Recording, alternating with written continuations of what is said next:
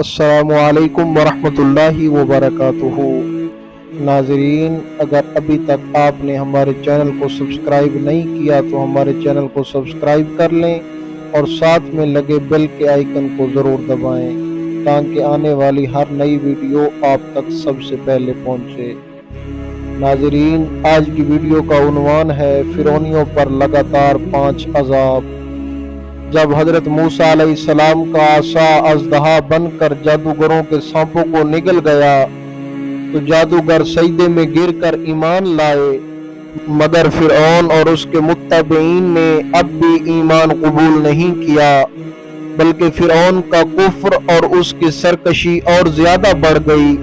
اور اس نے بنی اسرائیل کے مومنین اور حضرت موسیٰ علیہ السلام کی دل آزاری اور ایذا رسانی میں بھرپور کوشش شروع کر دی اور طرح طرح سے ستانا شروع کر دیا۔ فرعون کے مظالم سے تنگ دل ہو کر حضرت موسیٰ علیہ السلام نے خداوند قدوس کے دربار میں اس طرح دعا مانگی کہ اے میرے رب، فرعون زمین میں بہت ہی سرکش ہو گیا ہے اور اس کی قوم نے عہد شکنی کی ہے، لہذا تو انہیں ایسے عذابوں میں گرفتار فرما دے جو ان کے لیے سزاوار ہوں، میری قوم اور میرے بعد والوں کے لیے عبرت ہو۔ حضرت موسیٰ علیہ السلام کی دعا کے بعد اللہ عز و جل نے فرعونیوں پر لگاتار 5 عذابوں کو مسلط فرما دیا۔ نمبر 1، طوفان۔ ناگہاں ایک ابر آیا اور ہر طرف اندھیرا چھا گیا، پھر انتہائی زوردار بارش ہونے لگی، یہاں تک کہ طوفان آ گیا اور فرعونیوں کے گھروں میں پانی بھر گیا اور وہ اس میں کھڑے رہ گئے اور پانی ان کی گردنوں تک آ گیا، ان میں سے جو بیٹھا وہ ڈوب کر ہلاک ہو گیا، نہ ہل سکتے تھے نہ کوئی کام کر سکتے تھے، ان کے کھیتیاں اور باغات طوفان کی دھاروں سے برباد ہو گئے۔ مسلسل 7 روز تک وہ لوگ اسی مصیبت میں مبتلا رہے، اور باوجود اس کے بنی اسرائیل کے مکانات فرعونیوں کے گھروں سے ملے ہوئے تھے، مگر بنی اسرائیل کے گھروں میں سیلاب کا پانی نہیں آیا، اور وہ نہایت ہی امن و چین کے ساتھ اپنے گھروں میں رہتے تھے۔ جب فرعونیوں میں اس مصیبت کی برداشت کرنے کی تاب و طاقت نہ رہی اور وہ بالکل ہی عاجز ہو گئے تو ان لوگوں نے حضرت موسیٰ علیہ السلام سے عرض کیا کہ آپ ہمارے لیے دعا فرمائیے کہ یہ مصیبت ٹل جائے تو ہم ایمان لائیں گے اور بنی اسرائیل کو آپ کے پاس بھیج دیں گے۔ چنانچہ آپ نے دعا مانگی تو طوفان کی بلا ٹل گئی اور زمین میں ایسی سرسبزی اور شادابی نمودار ہوئی تو اس سے پہلے کبھی بھی دیکھنے میں نہ آئی تھی۔ کھیتیاں بہت شاندار ہوئیں، غلوں اور پھلوں کی پیداوار بے شمار ہوئی۔ یہ دیکھ کر فرعونی کہنے لگے کہ یہ طوفان کا پانی تو ہمارے لیے بہت بڑی نعمت کا سامان تھا، پھر وہ اپنے عہد سے مکر گئے اور ایمان نہیں لائے، اور پھر سرکشی اور ظلم و عصیان کی گرم بازاری شروع کر دی۔ نمبر 2، ٹڈیاں۔ 1 ماہ تک تو فرعونی نہایت عافیت سے رہے، لیکن جب ان کا کفر، تکبر اور ظلم و ستم پر بڑھنے لگا تو اللہ عز و جل نے اپنے قہر و عذاب کو ٹڈیوں کی شکل میں بھیج دیا کہ چاروں طرف سے ٹڈیوں کے دل بادل جھنڈ کے جھنڈ آ گئے جو ان کی کھیتیوں اور باغوں کو یہاں تک کہ ان کی مکانوں کی لکڑیوں تک کو کھا گئیں،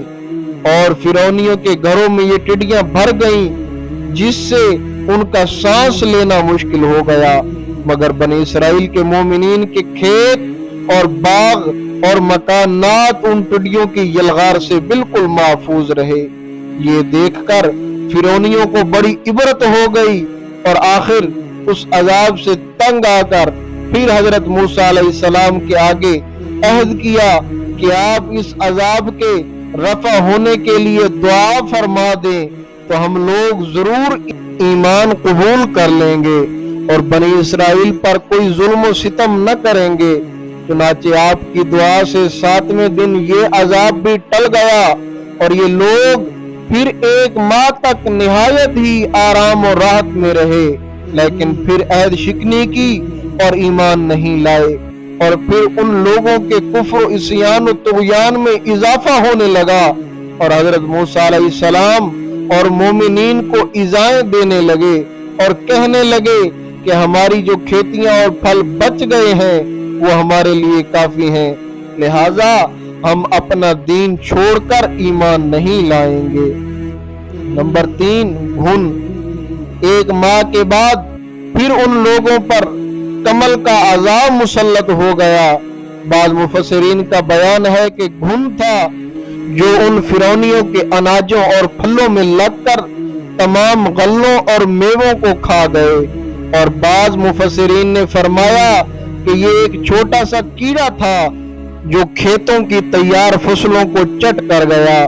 اور ان کے کپڑوں میں گھس کر ان کے چمڑوں کو کاٹ کاٹ کر انہیں مرغ کی بسمل کی طرح تڑپانے لگا، یہاں تک کہ ان کے سر کے بالوں، داڑھی، مونچھوں، بھووں، پلکوں کو چاٹ چاٹ کر اور چہروں کو کاٹ کاٹ کر انہیں جھچک روح بنا دیا۔ یہ کیڑے ان کے کھانوں، پانیوں اور برتنوں میں گھسے پڑتے، جس سے یہ لوگ نہ کچھ کھا سکتے تھے، نہ کچھ پی سکتے تھے، نہ لمحہ بھر کے لیے سو سکتے تھے، یہاں تک کہ ایک ہفتے میں اس قار آسمانی و بلاؤ ناگہانی سے بلبلا کر یہ لوگ چیخ اٹھے اور پھر حضرت موسیٰ علیہ السلام کے حضور حاضر ہو کر دعا کی درخواست کرنے لگے اور ایمان لانے کا عہد و وچن کرنے لگے۔ چنانچہ آپ نے ان لوگوں کی بیکاری اور گریہ زاری پر رحم کھا کر دعا کر دی اور یہ عذاب بھی رفع دفع ہو گیا، لیکن فرعونیوں نے پھر اپنے عہد کو توڑ ڈالا اور پہلے سے بھی زیادہ ظلم و عدوان پر کمر بستہ ہو گئے۔ نمبر 4، مینڈک۔ ان فرعونیوں کی بستیوں اور ان کے گھروں میں اچانک بے شمار مینڈک پیدا ہو گئے، اور ان ظالموں کا یہ حال ہو گیا کہ جو آدمی جہاں بھی بیٹھتا اس کی مجلس میں ہزاروں مینڈک بھر جاتے تھے۔ کوئی آدمی بات کرنے یا کھانے کے لیے منہ کھولتا تو اس کے منہ میں مینڈک کود کود کر گھس جاتے۔ ہانڈیوں میں مینڈک، ان کے جسموں پر سینکڑوں مینڈک سوار رہتے۔ اٹھنے بیٹھنے اور لیٹنے کسی حالت میں بھی مینڈکوں سے نجات نہیں ملتی تھی۔ اس عذاب سے فرعونی رو پڑے اور پھر روتے گڑ گڑاتے حضرت موسیٰ علیہ السلام کی بارگاہ میں دعا کی بھیک مانگنے کے لیے آئے اور بڑی بڑی قسمیں کھا کھا کر عہد و پیمان کرنے لگے کہ ہم ضرور ایمان لائیں گے اور مومنوں کو کبھی ایذا نہ دیں گے۔ چنانچہ حضرت موسیٰ علیہ السلام کی دعا سے 7ویں دن یہ عذاب بھی اٹھا لیا گیا، مگر یہ مردود قوم راحت ملتے ہی پھر اپنا عہد توڑ کر اپنی پہلی خبیث حرکتوں میں مشغول ہو گئی، مومنوں کو ستانے لگے اور حضرت موسیٰ علیہ السلام کی توہین و بے ادبی کرنے لگے۔ نمبر 5، خون۔ ایک دم بالکل اچانک ان لوگوں کے تمام کنووں، نہروں کا پانی خون ہو گیا، تو ان لوگوں نے فرعون سے فریاد کی تو سرکش نے کہا یہ حضرت موسیٰ علیہ السلام کی جادوگری اور نظر بندی ہے۔ یہ سن کر فرعونیوں نے کہا کہ یہ کیسی اور کہاں کی نظر بندی کہ ہمارے کھانے پینے کے برتن خون سے بھرے پڑے ہیں اور مومنین پر اس کا ذرا بھی اثر نہیں۔ تو فرعون نے حکم دیا کہ فرعونی لوگ مومنین کے ساتھ ایک ہی برتن سے پانی نکالیں، مگر خدا کی شان کہ مومنین اسی برتن سے پانی نکالتے تو نہایت ہی صاف شفاف اور شیریں پانی نکلتا، اور فرعونی جب اسی برتن سے پانی نکالتے تو تازہ خالص خون نکلتا، یہاں تک کہ فرعونی لوگ پیاس سے بے قرار ہو کر مومنین کے پاس آئے اور کہا کہ ہم دونوں ایک ہی برتن سے ایک ہی ساتھ پانی پیئیں گے، مگر قدرت خداوندی کا عجیب جلوہ نظر آتا کہ ایک ہی برتن سے ایک ساتھ منہ لگا کے دونوں پانی پیتے تھے، مگر مومنین کے منہ میں جو جاتا وہ پانی ہوتا تھا اور فرعونیوں کے منہ میں جو جاتا वो खून होता था। मजबूर होकर फिरौन और फिरौनी लोग घास और पत्तों की जड़ें और छालें चबा चबा कर चूसते थे, मगर उसकी रतूबत भी उनके मुंह में जाकर खून बन जाती थी। अलगर्ज फिरौनियों ने फिर गिड़गिड़ा कर हजरत मूसा अलैहिस्सलाम से दुआ की दरखास्त की, तो आपने पैगंबराना रहम व करम फरमाकर फिर उन लोगों के लिए दुआ खैर फरमा दी। तो 7वें दिन इस खूनी अजाब का साया भी उनके सरों से उठ गया। अलगर्ज इन सरकशों पर मुसलसल 5 अजाब आते रहे और हर अजाब 7वें दिन टलता रहा। हर 2 अजाबों के दरमियान 1 माह का फासला होता रहा, मगर फिरौन और फिरौनियों के दिलों पर शकावत व बदबख्ती की ऐसी मुहर लग चुकी थी कि फिर भी वो ईमान नहीं लाए और कुफ्र पर अड़े रहे और हर मर्तबा अपना अहद तोड़ते रहे, यहाँ तक कि अल्लाह अज़्ज़ व जल के कहर व अजाब का आखिरी अजाब आ गया कि फिरौन और उसके मुत्तबईन सब दरियाए नील में गर्क होकर हलाक हो गए और हमेशा के लिए खुदा की दुनिया इन अहद शिकनों और मरदूदों से पाक व साफ हो गई और ये लोग दुनिया से इस तरह नेस्त नाबूद कर दिए गए कि रूए जमीन पर इनकी कब्रों का निशान भी बाकी नहीं रह गया। कुरान मजीद ने इन मज़कूरा बाला 5 अजाबों की तस्वीर कशी इन अल्फाजों में फरमाई है कि तर्जमा,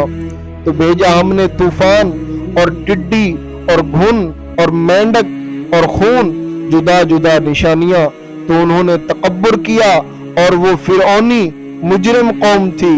और जब उन पर अजाब पड़ता तो वो कहते कि मूसा हमारे लिए अपने रब से दुआ करो उस ऐद के सबब जो उसका तुम्हारे पास है।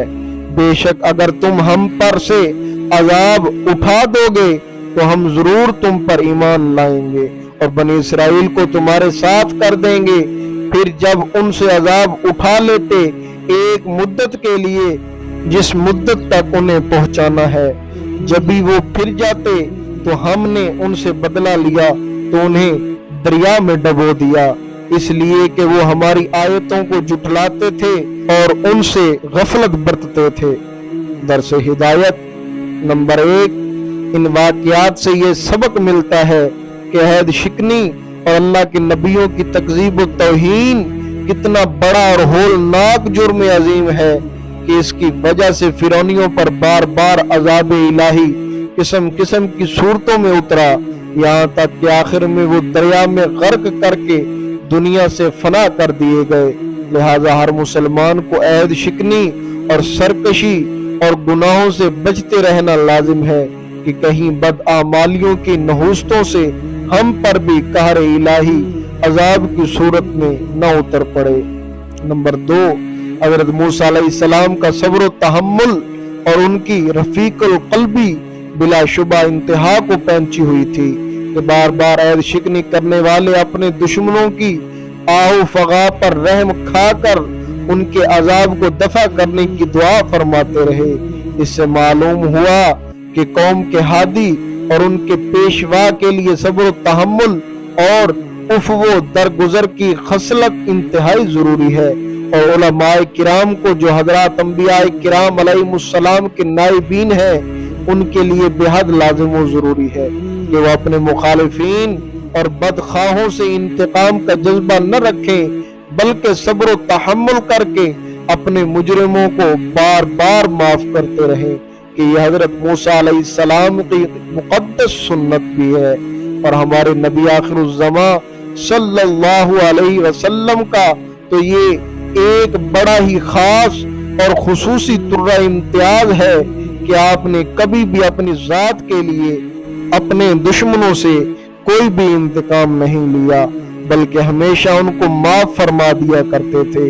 और ये आपकी मुक़द्दस तालीम का बहुत ही ताबनाक और दरखशां इरशाद है, तुमसे जो ताल्लुक काटे तुम उससे ताल्लुक जोड़ो और जो तुमसे जुल्म करे उसको माफ कर दो और जो तुम्हारे साथ बुरा बर्ताव करे तुम उसके साथ अच्छा सलूक करो। हजरत शेख सादी अलैहिर्रहमा ने इसी हदीस शरीफ की तर्जुमानी करते हुए इरशाद फरमाया کہ بدیرہ بدی سہل باشد جزا، بدیرہ بدی سال باشد جزا، اگر مروی احسن الی من اسا، یعنی برائی کا بدلہ لینا تو بہت آسان ہے، لیکن اگر تو جوان مرد ہو تو برائی کرنے والے کے ساتھ بھلائی کرو۔ آپ جڑے رہیں ہماری یوٹیوب چینل کے ساتھ۔ اگلی ویڈیو تک کے لیے اللہ حافظ۔